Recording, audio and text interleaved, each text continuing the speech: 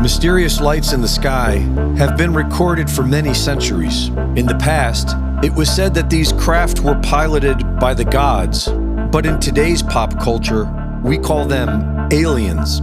Officially, we are told that humans have never made contact with aliens. But as we have covered, the historical record is full of accounts that say otherwise.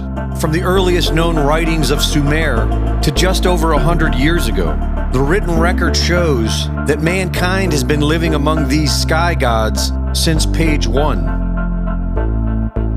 The writings of ancient Sumer describe a time when a physically superior, non-human species was openly ruling over humanity. According to those writings, human beings are their creation, and when humanity rebelled against them, they thinned their human herd and began to rule from the shadows. History is full of people who have had experiences with elusive creatures that travel in balls of light. According to many accounts, some of these so-called aliens look human enough to blend in. In the Bible, Abraham had angels as dinner guests and thought they were ordinary men.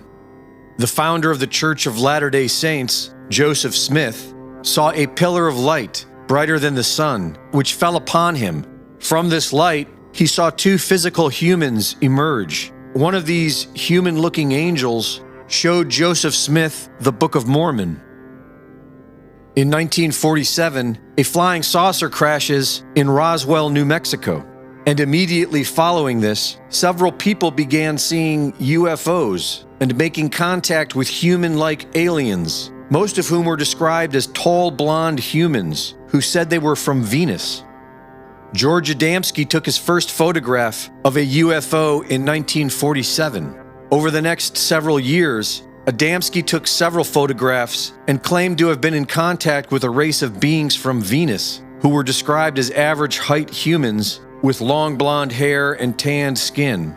On November 20th of 1952, Adamski had several people with him in the California desert who witnessed the flying ships. And according to a half-dozen signed affidavits, Adamski met with someone who looked human but claimed to be from Venus. The last film George Adamski took was in 1965. He was staying with friends Nelson and Madeline Rotifer at their Maryland home. According to Madeline, George was alerted by his friends to be ready with cameras.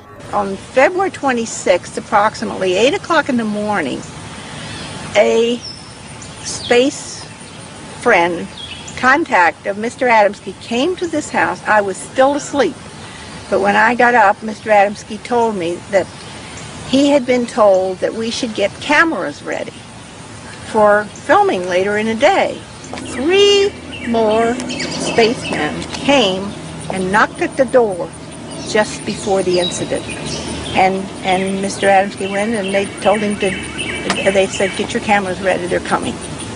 Now that is how close he was associated with those people from other planets. And it's difficult to believe, but they looked just like American. One of them had brown hair, and one had dark hair, and one had slightly gray hair. And they parked in a car, I believe it was an Oldsmobile, but I don't know the year, down here at the street when they came, and then the spaceship came.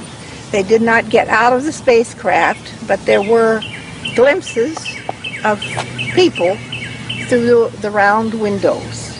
But they were moving and putting on this performance for Mr. Adamski to back up, his efforts to get the world leaders to tell the truth about the visitors from other planets.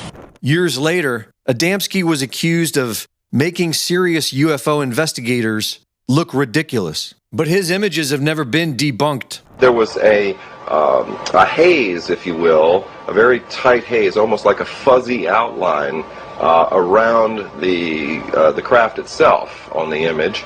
The craft itself had very, very sharp, contrasting edges along where the porthole areas are and around the top of the cab, but especially in the bottom portion of the craft, we began to see that there was light-emitting from the craft, but this was not a light such as a glow, like a reflection you'd get if somebody was projecting a light onto an object. This was rather interesting because it tended to suggest that there was some form of energy associated with the vehicle itself that was actually causing this sort of a red glow in the undercarriage area. The craft itself physically changed shape. Now, not the whole craft, but it seemed that portions of the craft changed shape. Now, this was a product either of what you might call an optical illusion as a result of the technology associated with the craft, the method that it used to maintain its levitated state to violate gravity, or it was a mechanical apparatus associated with the craft itself. We noticed that the ball structure in the bottom of the craft, in concert with the receding of these individual structures, that the one portion of the craft had an indentation that would go in every time this one ball would go up, and then it would come back out into a round disc or circular area. So I think that these features all collectively, more than anything else, and even more than the testimony of Madeline Rhoda for herself and the historical testimony of George Adamski prior to his death regarding this particular event, all tend to suggest that we are probably dealing with an authentic case. The ships Adamski photographed are strikingly similar to Germany's RFZ circular disc prototypes from 1937, with occupants who claim to be from other planets, but who are described as Germanic.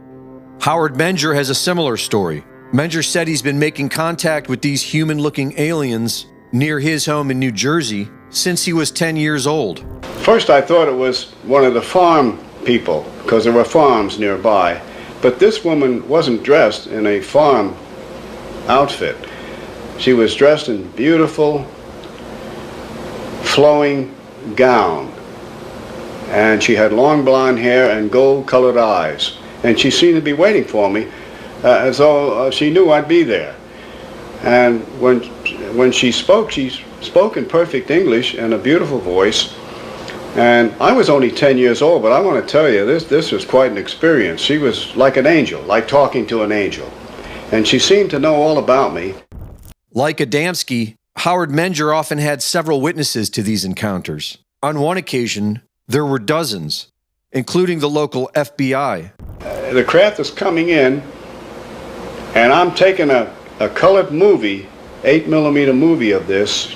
I have several witnesses from the local area, and also a federal agent from the Bureau in Newark, New Jersey, was standing right next to me. I was filming a craft coming in. The door opens when it landed, and two men got out. One went to the left, one went to the right, and then a beautiful lady got out. But she had a type of spacesuit on. And she walked toward me, and when she got about 25 or 30 feet from me, she didn't say a word. And she touched something shiny on her belt. And that shiny thing got bigger and bigger and bigger, and finally enveloped her whole body to where I could see her body as a light form. And then it disappeared. And I was really surprised. I yelled back at the craft. I said, "Where did she go? Where is she?" And they yelled back in perfect Oxford English, "She's here with us in the ship." So evidently their technology has taken them into some type of teleportation, which we haven't approached that yet. Our scientists have not approached that yet, that I know of. And so evidently they have mastered time, motion, and energy in some way. Shortly after that, the two men went in the craft, the door closed, and it silently rose and left the area. I only have parts of it and slides I made from the original. The Federal Bureau of Investigation, the Bureau out of Newark, New Jersey, took the original film. As you know, there is a definite government cover-up. Gabriel Green, who ran for president in 1960, claimed to be in contact with friendly human aliens from outer space. George Van Tassel, claimed that in 1954, a man from Venus invited him aboard his spaceship and taught him a technique for rejuvenating the human body. Alex Collier had his first encounter in 1964 and says they look human. The particular races that I talk to and have had contact with and have given me and shared information with me are human. They're white-skinned to light blue-skinned, anywhere from 4 foot tall to 8 feet tall. And they are human in every way. These people have become known as the contactees. There were many others, and even wild claims that a man from Venus named Val Thor was a guest at the Pentagon. In 1952, the White House was swarmed by UFOs 2 weeks in a row. Fighter jets were no match. There is evidence that suggests on the night of February 20th, 1954, President Dwight Eisenhower was taken to Edwards Air Force Base for a secret meeting with aliens. According to whistleblowers, this led to the Greada Treaty, which stipulated that the U.S. government would allow the aliens to abduct humans on a limited basis in return for advanced technology. And whether or not there is any truth to that, starting in the 1960s, things did change. The friendly stories of the contactees were soon overshadowed by the violent stories of the abductees.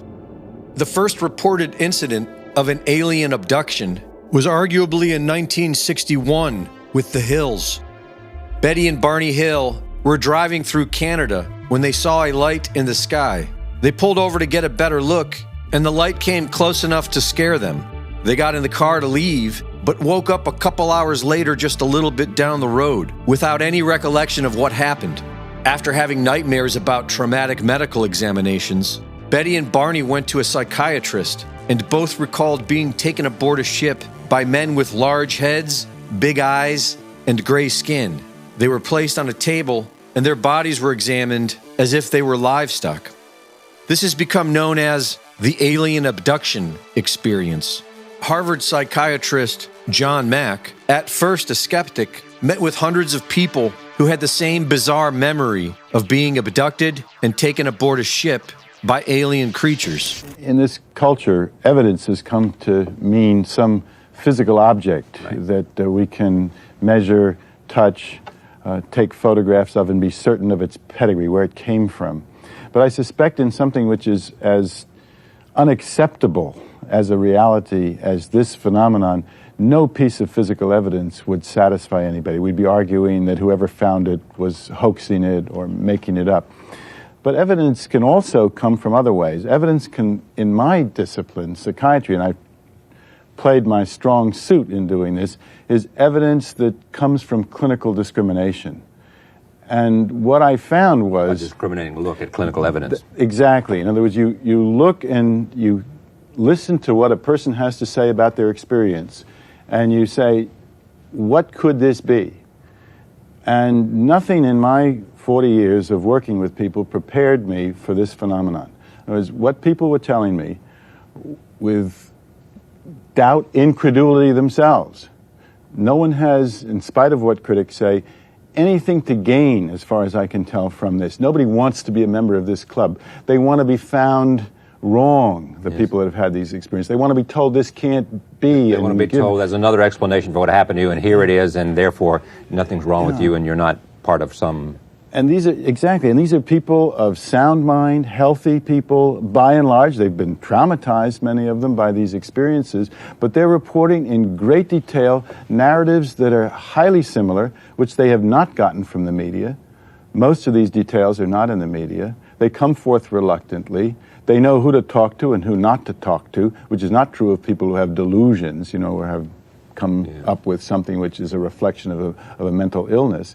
And the only thing that I know that behaves like that is real experience, where something has actually happened to these people. Then the question is, what has happened? Often what abductees will do when they get together is they will compare, well, what was the instrument that the little creature stuck into your abdomen or in your nose, and they'll draw them, and they'll be, you know, they'll see or I've had a little experiment I've done where I have them draw them independently, and they've had the same instrument. Do you as an intelligent person who's investigated it, believe, I don't know of a better word, think it happened to them? Something happened which corresponds to what they're reporting. In other words, I don't think they're Did something happen in their mind, or did something happen well, it's, to their again, physical being? This has forced me to challenge every category I've had, like in the mind, inside, and outside.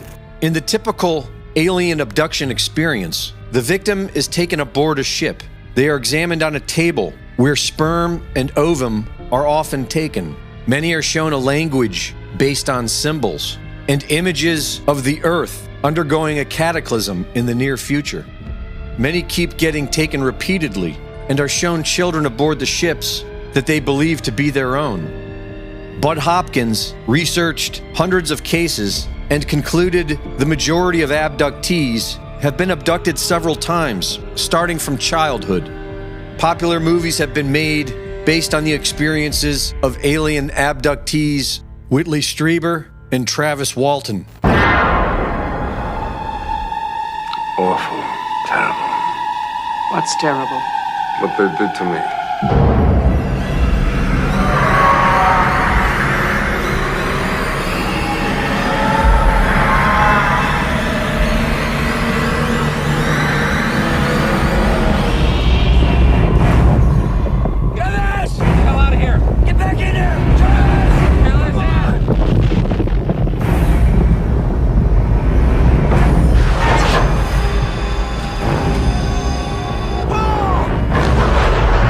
And during all this time, cattle mutilations were taking place across the world. When about 5 o'clock, I had to go to Kremlin after a load of hay. So I was in a semi, and the cow was over a little ridge, but I could see off a sweet road the cow laying there dead. I got the pate and I called my wife and told her to go check on it. Half of the udders were gone. You could see into the stomach cavity. The rectum had been partially removed. The eyes were bulging out. I was horrified at the thought of what could do this in broad daylight when we had checked the cows only a few hours before. In the past few months, I've traveled through Wyoming, New Mexico, and Colorado exploring this mystery. I've talked with journalists, law enforcement people, ranchers, and scientists. They have shown me their photographs, their reports, and their files. In this program, you will hear the testimonies of many of these people who have been involved with this puzzling phenomenon over the past decade. Some of their statements might shock you, but they're all part of this amazing story that I call a strange harvest.